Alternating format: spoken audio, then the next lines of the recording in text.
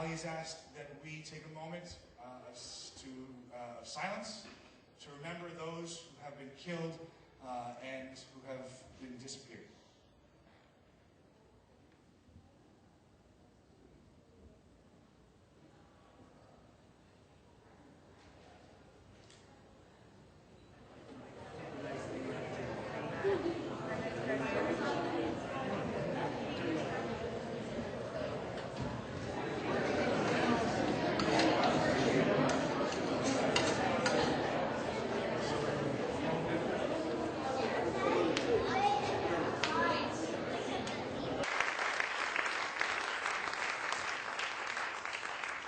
Our next speaker for the evening is Flor Marcelino, a person who I know. I've traveled to the Philippines with her before. She's the Minister of Culture, Heritage, Tourism, Minister responsible for multiculturalism in the government of Manitoba, at least was at the most recent election, of course. Born in Manila, in the Philippines, she immigrated to Canada in 1982. She and her family have since made their home in Winnipeg. In 2007, she unexpectedly entered a career in politics and has made history as the first woman of color elected to the Manitoba Legislative Assembly.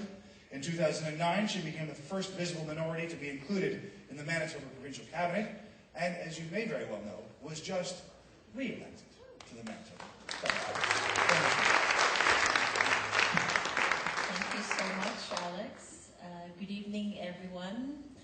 I'm here not as an elected member of, well, I'm also elected member of the Legislative Assembly, but also as a member of, as a person, member of the larger society who's very disturbed at what's happening in Ethiopia and everywhere in the world. Truly, injustice anywhere is injustice everywhere. As you may or may not know, the home country, my country of birth, the Philippines, has had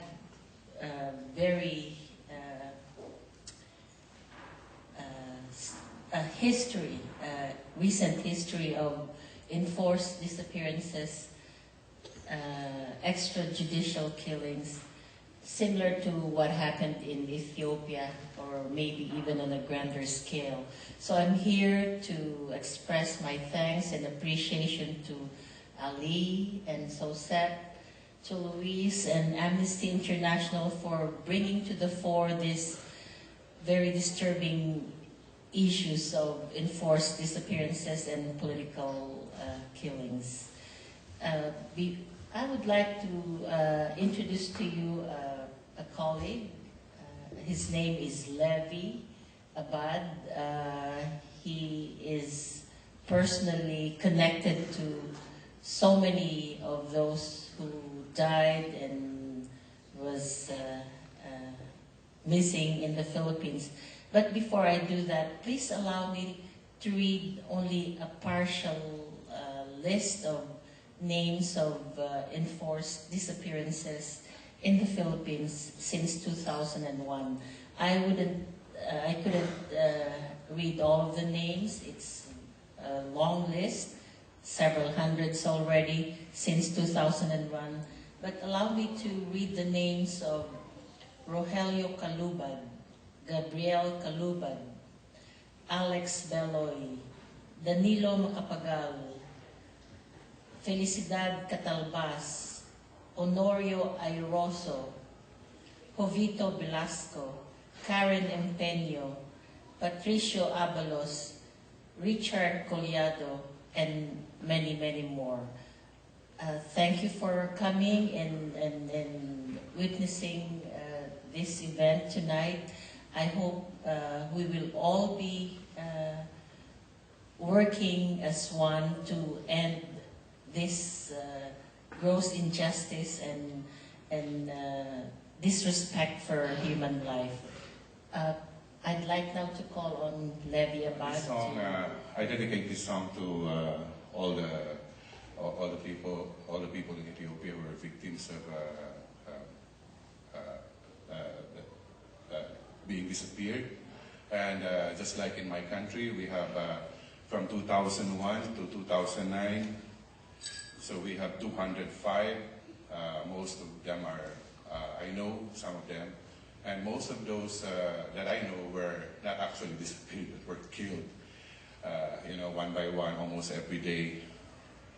So that's from 2001 up to 2009, and then the new regime is again starting it. They already had disappeared 5 and have, some political killings going on. So the title of this song is Light a Candle. I dedicate this to the people of Ethiopia in their endless fight for human rights and peace, and also to my country folks that up to now are still struggling for peace.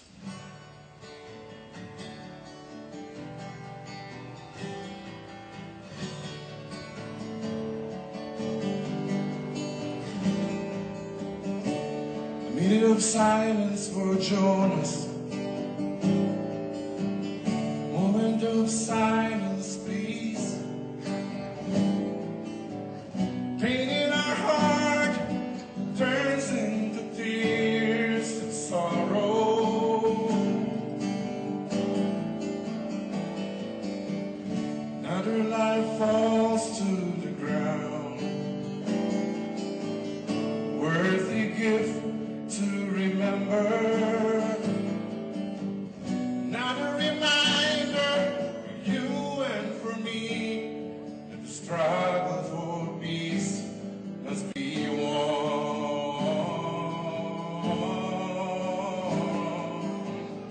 Light a candle for peace. Let love and justice glow.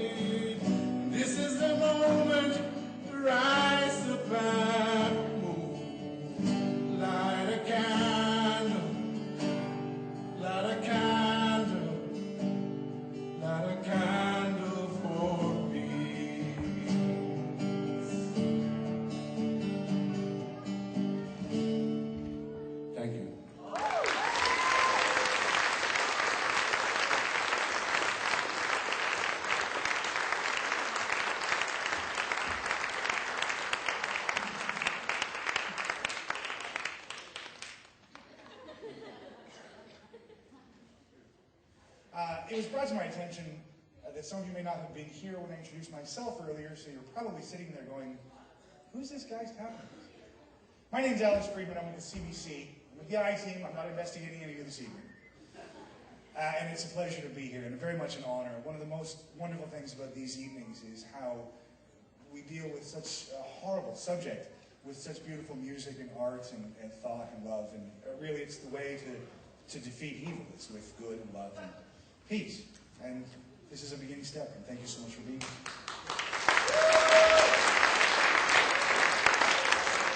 Our next speaker this evening is Louise Simbandumwe. She came to Canada as a refugee with her family in 1978.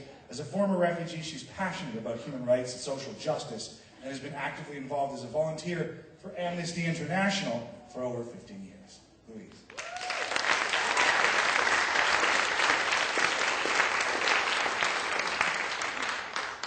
Good evening, everybody. I'm really pleased to see everybody here, and I love that last performance. It had echoes of Amnesty's logo, which is the candle surrounded by barbed wire. And it is inspired by a Chinese proverb that says it is better to light a candle than to curse the darkness.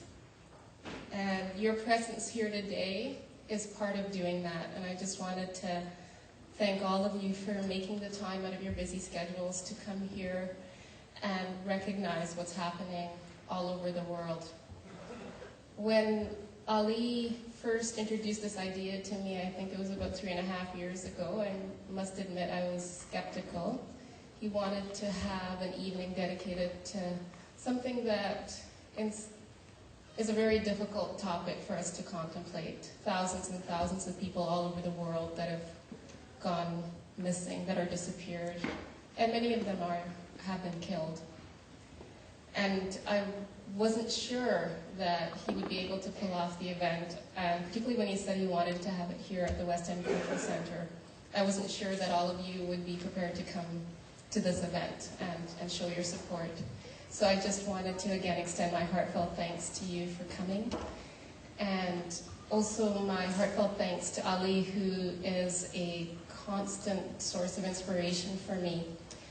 And whenever I see him and talk to him, his passion for human rights comes through loud and clear, and knowing his story, knowing what he sacrificed, and sacrificed in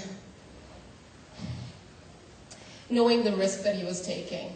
He talked about being elected as a leader of a trade union, and he said in Ethiopia, when you accept office as a trade union leader, it's like accepting a death sentence. And sure enough, he was put in jail, he was tortured, and when he was released, he went back to doing what he was doing before. I don't know that I would have the courage to do that. I don't know how many of us in the room would have the courage to do that, but there's thousands and thousands of people all over the world that have that kind of courage, and they are paying a price. And we're here today, and I know that one thing that I am able to do is, as a member of Amnesty International, to recognize what's happening, to name those names, and to write letters, petitions, march, whatever is needed to draw attention to the fact that this is happening to human beings all over the world, that this is wrong and it must be stopped. And so I'm really proud to be part of an international movement that's dedicated to doing that. And I'm also very proud to be affiliated with a large number of organizations that are part of doing that kind of work in lots of different ways, globally and locally. And we've joined together in something that's called Run for Rights. How many of you have participated in Run for Rights as volunteers or donors or ran? Put up your hands, please. Lots of hands going up. Excellent. And it is another incredibly inspiring event for me, the Run for Rights. This past year we had 16 different organizations, social justice, human rights organizations participating, and it was people from all walks of life, and not just people. There were like cats and dogs, and people from all walks of life, all ages, and we're going to be holding it again in June of next year, so I'd invite you to keep your eye out for that. But I'd also like to recognize a very special someone who participated for SOSHEP, the Solidarity Committee of Ethiopian Political Prisoners, which is part of the organization that Ali is part of. And he was, like every year, my mom participates either as a volunteer or as a runner, and she's over 60. But we also have very young participants as well. And he completed the full 10 kilometers. You can either do 5K or 10K, you can cycle, you can walk, but he did the full 10 kilometers, and he's only 11 years old. So I'd like to invite him up to get an award to recognize his contribution. Zachariah Salahat, everybody.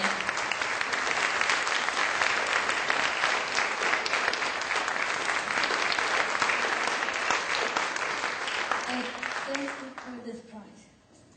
I would like to for thanks to Ali and my dad and my family for giving me this opportunity to run for human rights.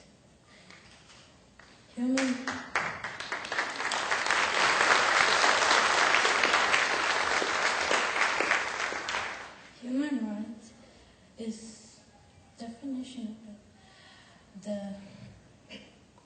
the freedom of everyone and everything. So thank you.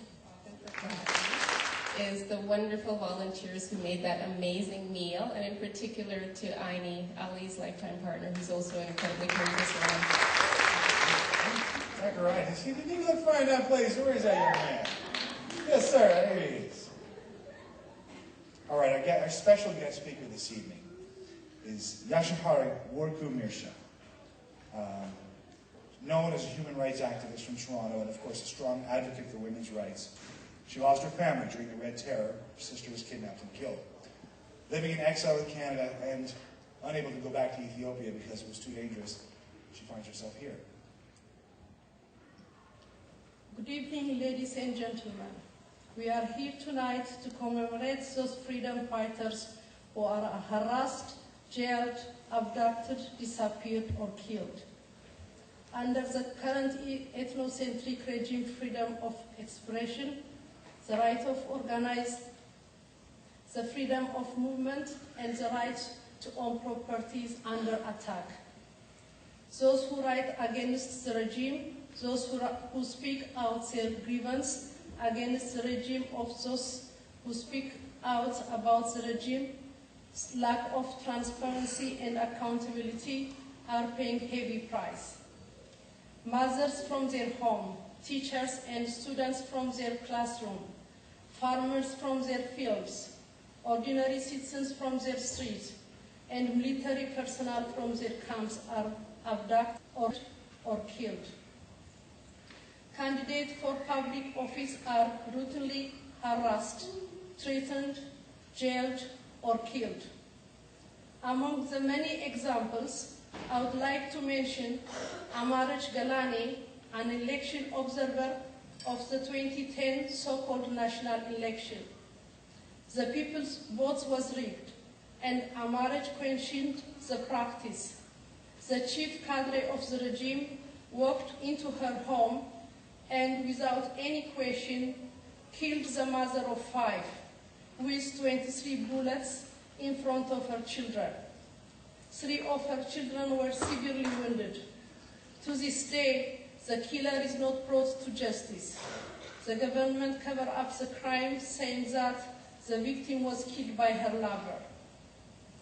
Thousands of Ethiopians are languished in jail. Among those, Abarash Berta, Abarai Banab, Deftera. Thousands disappeared for fear of persecution. Tens of thousands are confiscated from their property, and their property is given the regime loyalists. Highly skilled Ethiopians who are educated by Ethiopian taxpayers are leaving the country, causing enormous brain drain to the country. The regime is selling out the nation fertile lands to foreign interests. Ethiopia is being sold out piece by piece. The regime is spending millions of dollars for lobbyists to keep itself on power, while millions are starving in all corners of the country. There is no democracy and the rule of law in Ethiopia. The regime controls the army, security force, and the police. The judiciary has no independence. It is in the service of the regime. Those Ethiopians who are we commemorating tonight had a vision for a democratic Ethiopia in which the rule of law prevails and human rights respected. They sacrificed their precious life by brutal regime like Derg and TPLF. They have disappeared from our sights, but they are still alive in our minds. In commemorating them, we affirm our commitment to finish the struggle they started until Ethiopia is free from dictators and democratic governance established and justice served. We will not forget our freedom fighters, and we will not rest until we achieve our goal. We thank the human rights organizations such as Amnesty International, Human Rights Watch, SOSEP, for voicing the plight of Ethiopians to the world. We encourage you to continue your noble task to the benefit of Ethiopians and the whole of humanity until Ethiopia is liberated. God bless Ethiopia. God bless Canada. Thank you. Is a political prisoner and a torture survivor, arrested for advocating for human rights and labor rights for teachers. President of the Ethiopian Teachers Association, was imprisoned for 2 years, and he was an Amnesty prisoner of conscience. Amnesty International and a number of other organizations, including the International Teachers Trade Union, ILO, and SOSEP, all worked to secure his release from prison. And we are proud to have him here to speak to you this evening. My name is Kasaun Kabadakio. I was the chairperson of the Addis Ababa Teacher Association, the branch of the Ethiopian Teacher Association, ETA.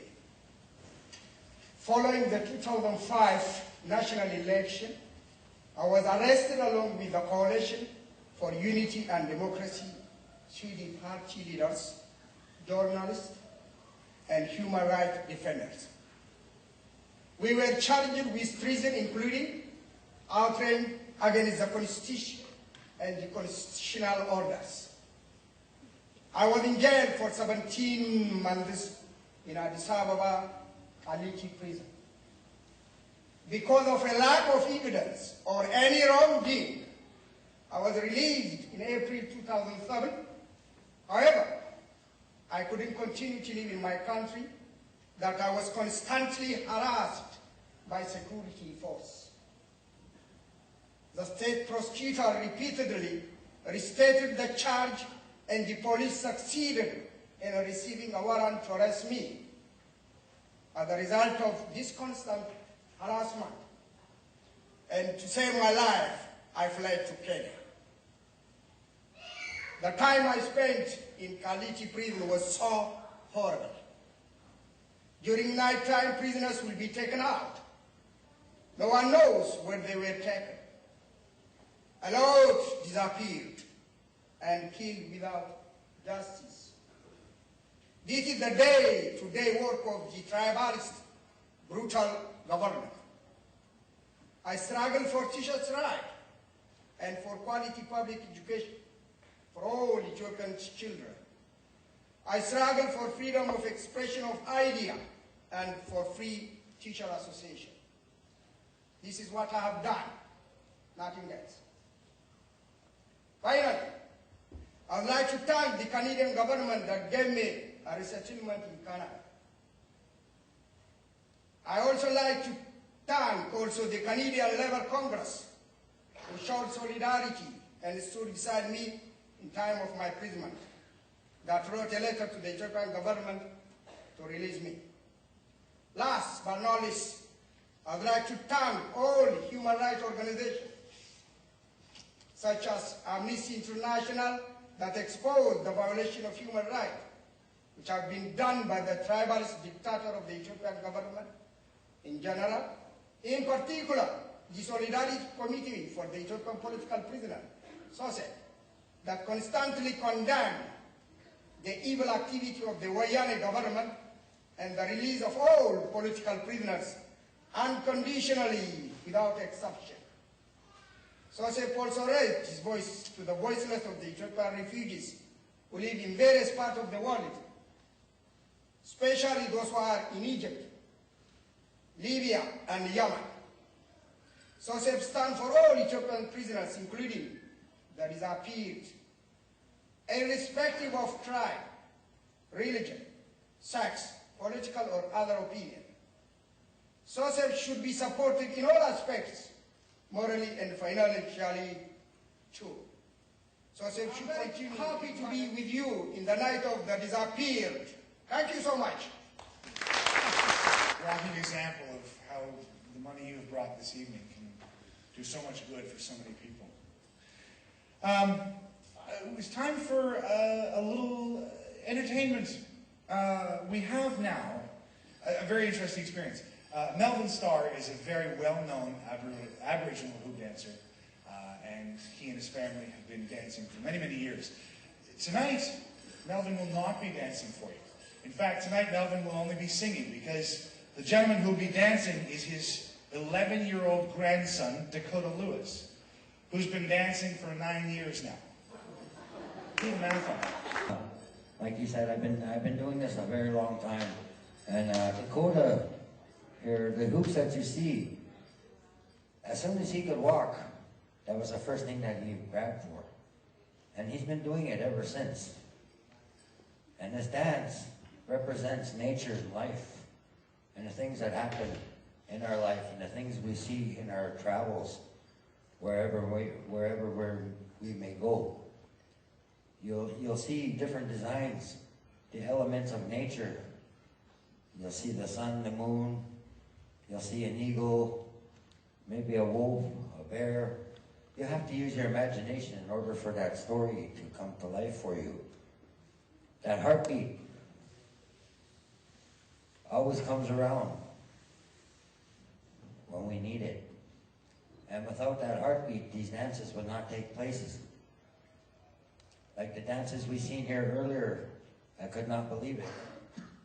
It blew my mind, and that was amazing, wasn't it? Dakota now has been dancing, I'm pretty sure it's 10 years. So, he's got 14 hoops, and if there's a design out there that you see or like, or recognize, clap, cheer, whistle. It takes and it brings at the same time. The love from you will bring him another design for his heart to use.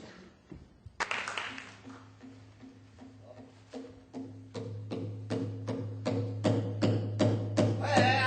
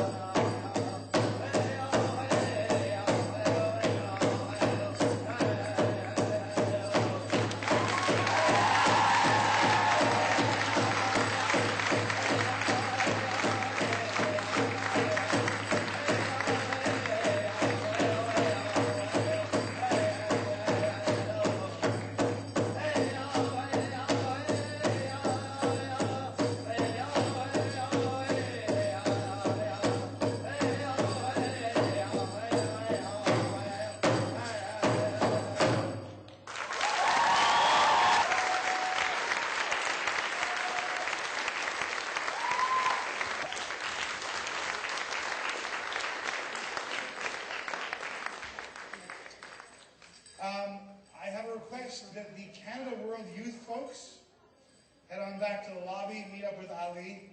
He has some instructions for you. Voila. So, as though it wasn't enough that Ali himself did incredible amounts of work for... So I'm Masale, and here today I'm representing the EPRP Youth League. And for those of you who don't know, the EPRP is the Ethiopian People's Revolutionary Party, and they're going on their 39th year of struggle towards democracy in Ethiopia. A Congress of Youth delegates formed the Youth League 2 years ago in North America, because fortunately we live in a country where we are allowed to exercise our freedom of speech and to openly organize and protest against human rights violations. But the Youth League originated in Ethiopia underground covertly and continues to struggle as the youth wing of the EPRP. We fight for the Ethiopian people and the release of all political prisoners. The Ethiopian youth have a long history of sacrifices. The number of young lives taken by the repressive dictatorship are in the thousands. On April 18, 2001, Ethiopian Special Forces opened fire on a peaceful protest at the University of Addis Ababa, massacring at least 41 students, which is unbelievable. Like, that's probably half the room here of students that were massacred, and wounded 250. Police also raided surrounding churches and mosques, dragging students out who had sought refuge there and loaded them onto military wagons. Thousands of students were arrested and are being held in detention camps in the village of Sandafa, which is 25 miles away from the capital. Hundreds of parents have traveled to the village from all over Ethiopia in a desperate attempt to find out if their children are alive or dead, questions that to this day have still gone unanswered. And that was in 2001. More recently, on June the 1st, 2011, 6 female Ethiopian students who refused to remove their hijabs, which is a religious head wrap worn by Islamic females, of Wollo University were abducted from their dorms by the Ethiopian Special Forces, and their whereabouts are unknown, and the families are still yet to hear from them. These are just a few examples of the injustices faced by Ethiopian youth, along with the rest of the Ethiopian people. Human rights abuses reported during 2010 included unlawful killings, torture, beatings, and abuse by special forces, police, and militia. The Youth League continues to struggle as a wing of the Revolutionary Party against these atrocities towards a brighter future for the Ethiopian people.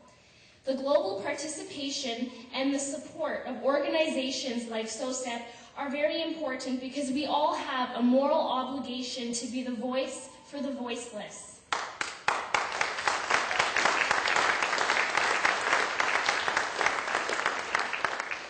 I would like to take a moment to remember Mrs. Abarash Barata, who you will see is on the poster here, who has disappeared since 1993.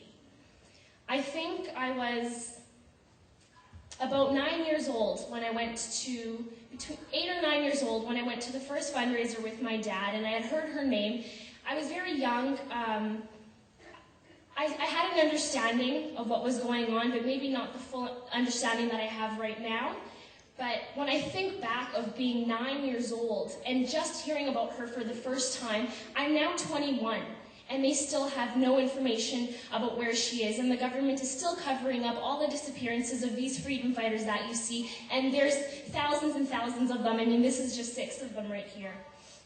She is a well-known activist and is a veteran member of the EPRP. I'd like to thank everyone for coming out tonight and showing support of SOSEP, and I'd like to say that together we stand in the name of democracy, and enjoy the rest of your evening. And I really do appreciate the support, and it's a great outcome and really good energy. we really appreciate to see people of the community to come together for a cause like this, just to show support and just to show that, yeah, we're not together. Together we will stand for this, and I really appreciate it. Thank you very much.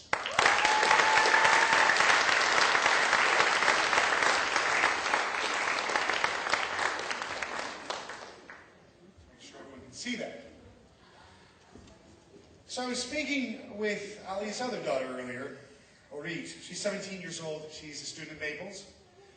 And she was telling me about when she was younger, and there had been a woman, a family friend, who was working in Saudi Arabia, was not making any money, was in essential slavery. And she talked about how her father had worked tirelessly to have her come here, and explained to me that that's really one of those moments that inspired her to do what she does. As you've seen by his first daughter, there is boundless passion, and I think it obviously runs in the family. Orit is with the International Ethiopian Women's Organization, and is a tireless activist. Hi everybody, my name is Orit C, and today I'm speaking on behalf of the International Ethiopian Women's Organization. The organization is established to bring justice, respect of human rights, and peace in Ethiopia. It is devoted to further women's participation in the struggle of women's rights, economic equality, and social stability.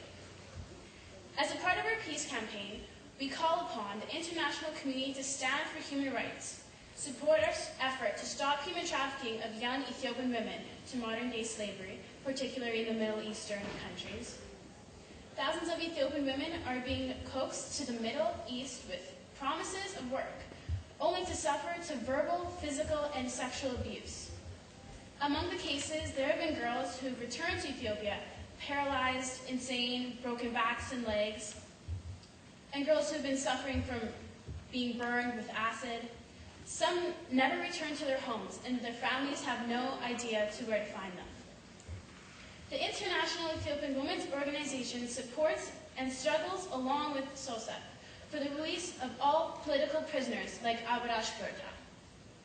We continue the movement to promote justice, freedom, and peace in Ethiopia.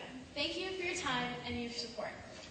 Next speaker has a lot to do with SOSEP. He does public relations for them. I deal with public relations people a lot, and it's not an easy job. Ranu is one of these people, when you ask him why he does this, he looks at you in the eye and he says, first of all, Ali. Inspired by Ali. But secondly, he says, you just have to fight. You just have no choice. He's a cultural Ethiopian dancer. He's also an IT professional at Canadians, and he's here to speak to us this evening. My name is Brahanu Muscano. I'm the public relation for SOSEP Human Rights Organization in Winnipeg. First of all, I would like to thank all of you for coming to join us marking the remarkable night, the night of the disappeared.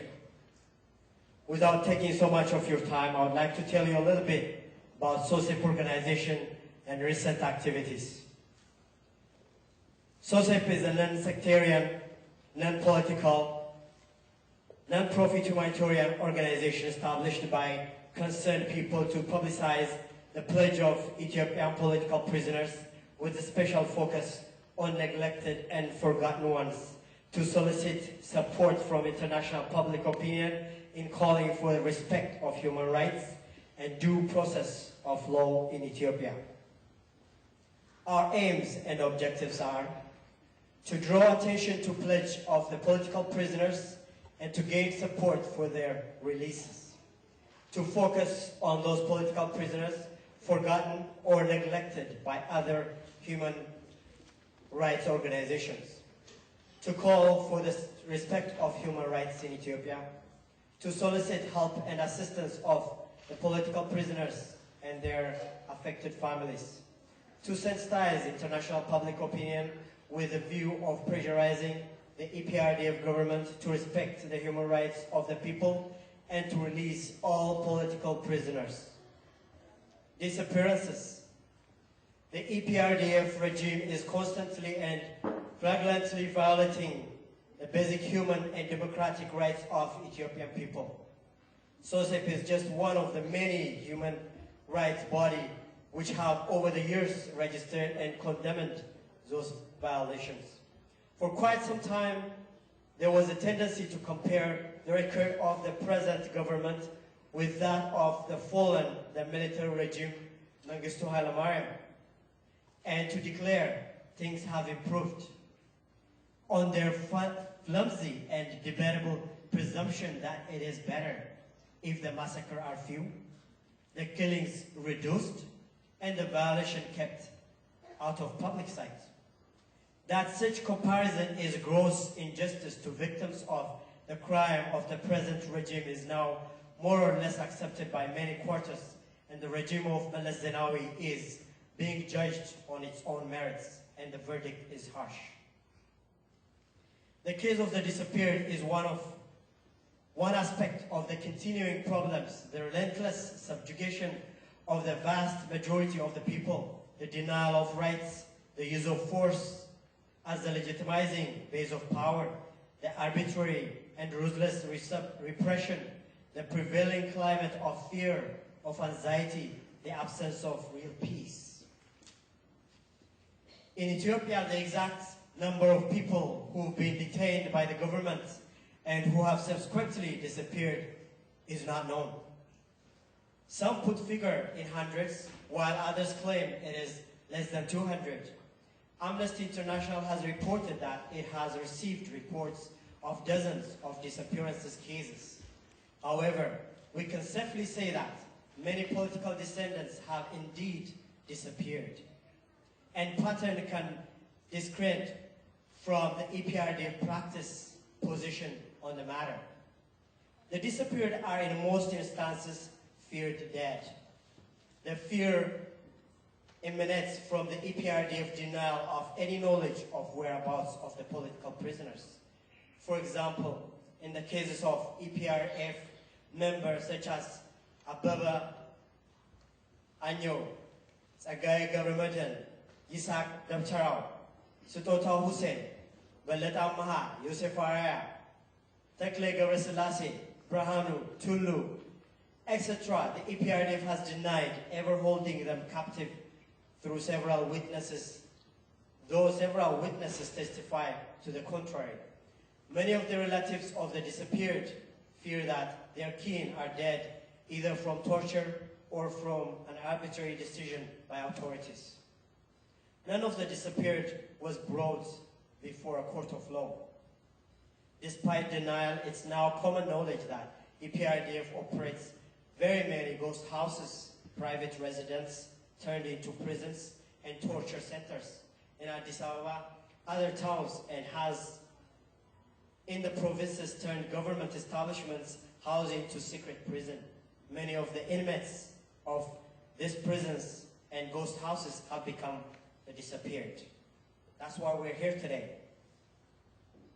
the night of the disappeared. A closer look at the EPRDF practice shows a conscious of systematic pattern of hindering, harassing, and repressing serious political dissent. Such actions are undertaken by goons or secret squad controlled by the top man of ruling TPLF. These are extra-legal Daesh squad type force that operates in secrecy and with impunity. They terrorize, they abduct, they execute. Thank you for listening. Tonight, we honor these people that have disappeared, that are in jail. In respect of that, we have this night. And thank you for joining us. Eloquent speaker for somebody who has stage fright. Wow, that was wonderful. All right. When I was introduced to Janine Legal, I asked her, who are you? What do you do? What is your essence? What are you about? And she looked at me and went, I'm not sure. And immediately, several people jumped in. And the first one said, well, she's an activist, and she tirelessly fights for umpteen causes. And the next one said, She's an artist. She's a freelance writer. She writes these wonderful pieces. And then finally the next one jumped in and said, she has the biggest heart you can begin to imagine. And so, Janine Liga. Most beautiful introduction I've ever had in my entire life. Thank you very much. That was a beautiful thing. It's a wonderful thing to see all of you in this room. I'm going to be very, very honest with you.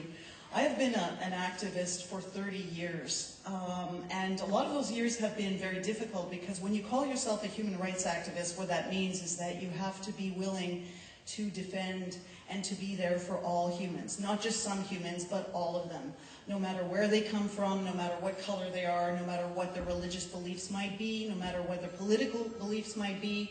And so I have prided myself on being there for people because that's what I believe in. That's what I'm about. And that's not always easy because it sort of opens you up to criticism.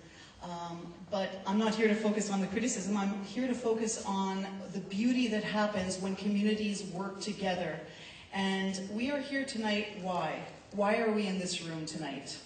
We're in this room because we care. Because we care about people. Because we care about people here. Because we care about people in Ethiopia. Because we care about people all around the world. And we don't care what color they are, and we don't care what they believe, or what their religion is, or what their political stripes might be. We care about their safety, and we want them to be loved and to be taken care of as all of us want to be. It's very, very simple. Very simple.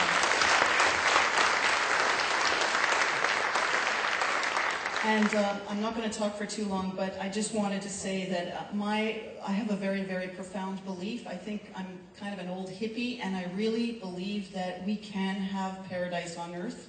But in order to have that, we have to choose love, and we have to choose forgiveness. And those two things go a long way to bringing people together. And what's happened tonight is that I've seen some of the most beautiful aspects of people working together, and it's extremely powerful. We've seen it with the hoop dancers being proud of the beauty that is within us. We've seen it with the various people that have come up here. And so I just would encourage all of you to get involved in our communities. We have incredible people here in Winnipeg from all over the world, every country in the world. And Ethiopia is one of them, and I have many, many good friends from Ethiopia. So I'm happy that you're all here, and it means a lot to everybody who's put this thing together. Ali Said is a wonderful man and a great inspiration to us all. Thank you so much.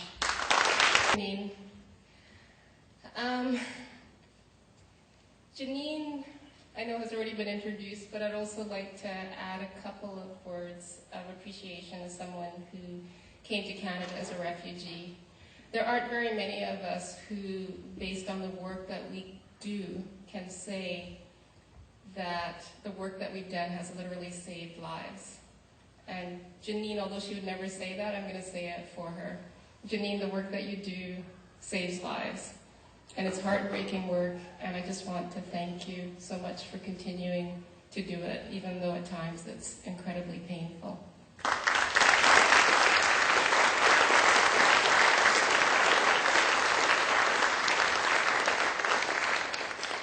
I'd also like to acknowledge another person who's also one of my favorite people, and surprisingly enough, one of Ali's children, Ainalam Ali. And she's also someone that brings just diverse communities together, and her passion is HIV/AIDS and saving lives by stopping the spread, both in Canada and overseas. And she brought together the most incredible cross-cultural coalition in Central Park for a celebration and an educational event that has happened on a regular basis. And it was just a real honor and privilege to work with her. So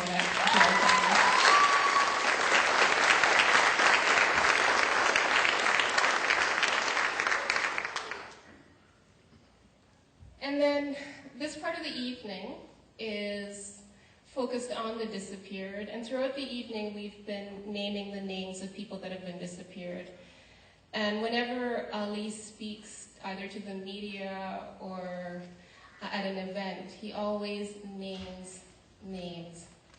And as someone who had relatives that were killed in political killings that claimed the lives of tens of thousands of people in Burundi, I know how significant that is. Because one of the most painful things of coming out of that experience is the sense that these people that we love so much have literally disappeared. It's almost like they never existed. It's almost like their humanity has been stripped away from them. And one thing that I've heard time and time again from people that have been disappeared, who've managed to emerge out of that, is that one of the things that their abductors say to them is nobody knows that you're here, nobody cares, and it's part of breaking the spirit along with the torture and all of that. But that is one of the most painful things. And so what we're doing tonight is really important, acknowledging that this is happening, and secondly, naming the names. So what I'd like to do is invite the fabulous youth, Canada World Youth, to come up here on stage with me, as well as one of my other most favorite people in the world, Lisa Forbes, who's a member of the Stop Violence Against Aboriginal Women and Girls group that I'm part of. So if you could please join me on the stage. All of the Canada World Youth asked for happens. And in some case, it's the miraculous situation like Ali being released from prison and ending up in safety in Canada. So I'd like to invite all of the youth to come forward and to read the names.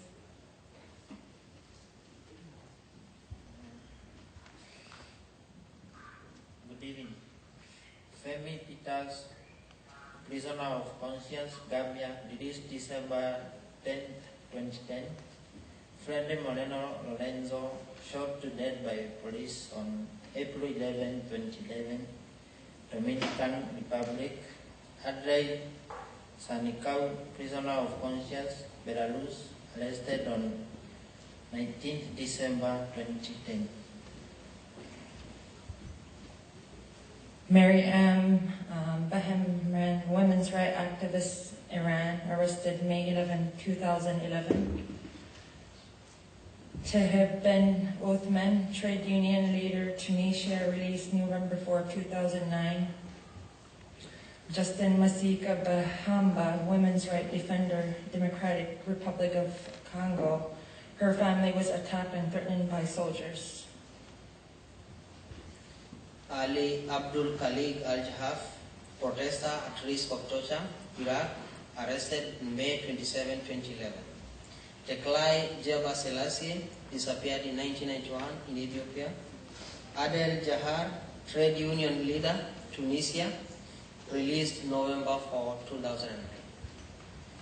Ricardo Ayala Abarca disappeared August 22nd, 1982 in El Salvador at the age of 13. Ibrahim Mohammed Al-Sharqawi disappeared May 29, 2011, Pakistan. Oscar Reyes, an indigenous farmer killed over land dispute, May 21st, 2011, Guatemala. Seleshi Hagos, journalist, Ethiopia, arrested on September 14, 2011, at risk of torture. Hassan Abda, disappearance in 1992 in Ethiopia. James Balaw, disappearance September 17, 2008 in Philippines. Maria Cecilia Margaret Florenza, disappearance in Chile. Yehwalashid Makanin disappeared in Ethiopia. Abdullah Mohad El-Sharqawi disappeared May 25, 2011, Pakistan. Linda Francisco Marshall, prisoner of conscience, Mexico, released in September 2009. Jose Adrian Roches Hernandez disappeared in December 12, 1980 in El Salvador. Sheikh Ali Amdi Wande disappeared in 1992 in Ethiopia. Kamit Shutev Amdi disappeared in June 8, 2006 in Russian Federation. Albarash Berta disappeared in Ethiopia. Bulat Shelov disappeared April 9, 2006 in Chechnya. Mirta Monica Alonso Blanco disappeared in Chile. Dereje Kana disappeared 1992 in Ethiopia. Ye Wushu, prisoner of conscience, China, released October 15, 2008. Hawa Abdullah at risk of torture and ill treatment, arrested on 6th May 2011 in Sudan. Kem Shoha, prisoner of conscience, Cambodia, released January 2006. Belete Amha disappeared in Ethiopia. Jaime Antonio Barrios Meza disappeared in Chile. Kabede Tadese disappeared in Ethiopia. Jacohon Sheiko Ali, prisoner of conscience, Syria, released October 3rd, 2009. Fahad Salem Al-Shehi, prisoner of conscience, United Arab Emirates, arrested on April 10, 2011.